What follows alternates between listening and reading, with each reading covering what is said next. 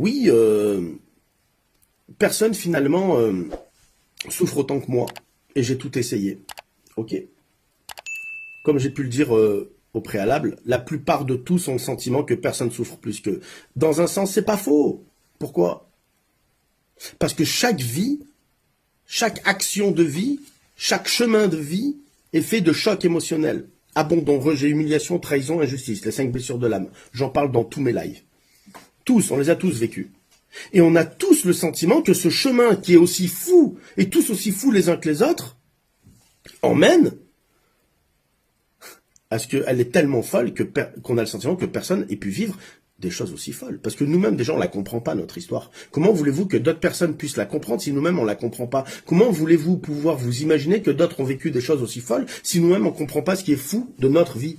Et ainsi de suite. Et c'est là où je veux en venir, moi. On a tous le sentiment de croire que notre histoire est pire que tout le monde. Oui, dans un sens, parce que c'est la nôtre. On n'a pas la vie de quelqu'un d'autre. On a notre vie. On a ce qui nous fait mal.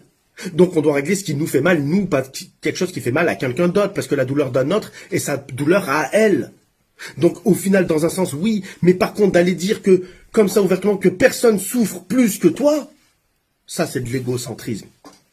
Il n'y a pas plus égoïste et égocentriste que ça.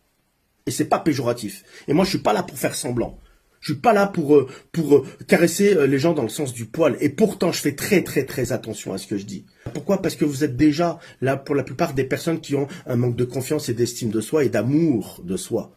Qui vient un manque d'amour d'un père, d'une mère, d'un frère, d'une sœur, d'un viol, d'un attouchement, de l'école, d'avoir été et d'avoir vécu avec un pervers ou une pervers narcissique. Et tellement de choses que je dis et que je répète souvent.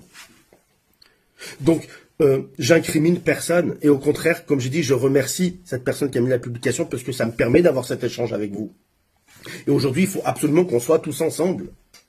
Qu'on ne croit pas que quelqu'un est mieux ou moins bien ou qui a vécu pire ou moins pire et que nous, pour nous, seuls au monde, il n'y a pas de solution pour nous. Parce que la personne qui dit qu'elle est certaine que personne ne souffre plus qu'elle, mais qu'en même temps, il n'y a pas de solution, ça veut dire que elle est l'unique de tous les uniques de personnes qui pensent qu'on ne peut pas la sauver. Vous imaginez l'égocentrisme derrière tout ça? Oh. Oh. Il y a des personnes qui n'auraient même pas la capacité à pouvoir taper ça sur un téléphone parce qu'ils ont les doigts coupés, par exemple. Qui est pire que qui? Il y en a qui ne pourraient même pas voir ce qu'ils ont marqué et lire les commentaires des gens parce qu'ils sont aveugles. Qui est pire que qui? Ce que je veux dire par là, c'est que on a souvent tendance à voir. Alors bien sûr, je comprends. N'oublions pas.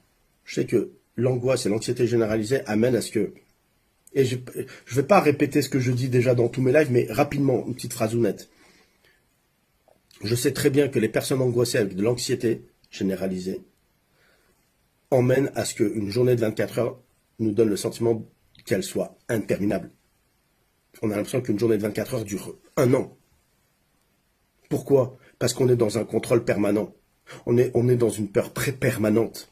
On est on essaye de maîtriser nos émotions, nos sentiments, nos pensées, qui sont en rapport à la peur de mourir, à la peur de tomber malade, à la peur du regard de l'autre, à la peur de tellement de choses qui font que un quart d'heure pour nous c'est une journée.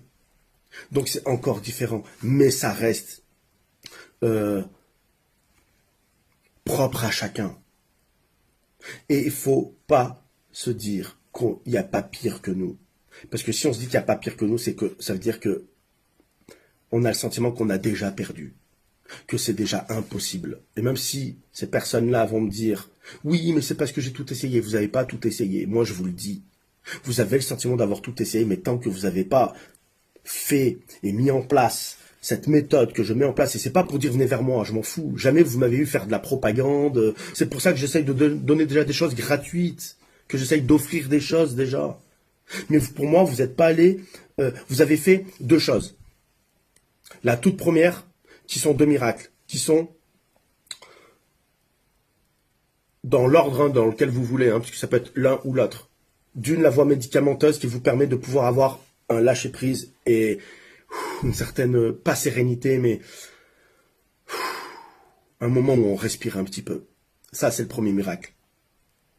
Et le deuxième miracle, qui peut être le premier suivant les gens, c'est de se dire, le jour où on rencontre des gens à qui on a le courage d'en parler ou d'avoir entendu des gens qui en parlent, et ça nous fait quoi? C'est dire, putain, je suis pas la seule personne à vivre ça.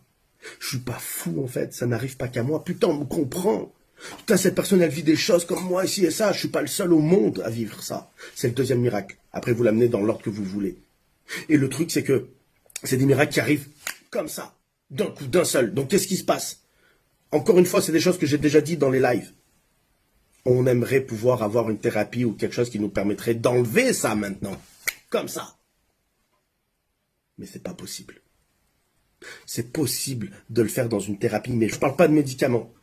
Moi, j'ai pas les noms, j'ai pas les termes, je suis pas médecin généraliste, je suis pas spécialisé dans la médicamentation. Moi, je suis spécialisé dans les 95% qui restent, parce que les médicaments, c'est 5% de ce que la science et de ce que la médecine peut vous offrir. Moi, je vous offre 95% du reste, c'est-à-dire un apaisement de cœur et d'esprit, c'est-à-dire une liberté de l'âme, parce que le corps exprime le mal-être, le bien-être intérieur. Aujourd'hui, tous, vous avez peur de mourir, tous vous avez peur de la souffrance, tous vous avez peur de la faim, de l'inconnu, du néant, de tout ça, du regard de l'autre, de pas aimer, de pas être aimé, tout ça, de pas mettre en pratique vos projets, vos rêves. Pourquoi? Parce que il y a un moment où le corps, qui est la dernière sonnette d'alarme, elle sonne parce qu'on ne s'est pas occupé de ce qu'il y a à l'intérieur avant. Moi, je vais vous donner mon exemple à moi. Comme ça, moi, vous comprenez, on a tous nos trucs. Moi, ma paix intérieure, elle est là. Mon âme, elle va super bien. Mon esprit va super bien parce que j'arrive et je sais maintenant aujourd'hui, même si de jour en jour, de mois en mois, d'année en année, jusqu'à ma mort, je ferai en sorte à ce que je puisse apprendre à les cuisiner de mieux en mieux. Mon esprit aujourd'hui est le cuisinier de mes émotions. C'est-à-dire qu'avec les mêmes émotions, vous allez peut-être mettre des patates à quelqu'un et dire je te déteste et va mourir. Façon de parler, j'exagère. Moi, je vais peut-être mettre quoi? Je vais peut-être dire quoi? Je vais dire je t'aime.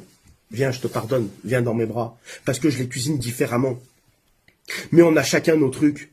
Réussir à maîtriser et à apprendre à gérer ses émotions à travers l'esprit, qui est la machine la plus puissante aujourd'hui, qui fait qu'on peut aimer quelqu'un comme détester quelqu'un. Et aujourd'hui, moi, c'est ça que je propose.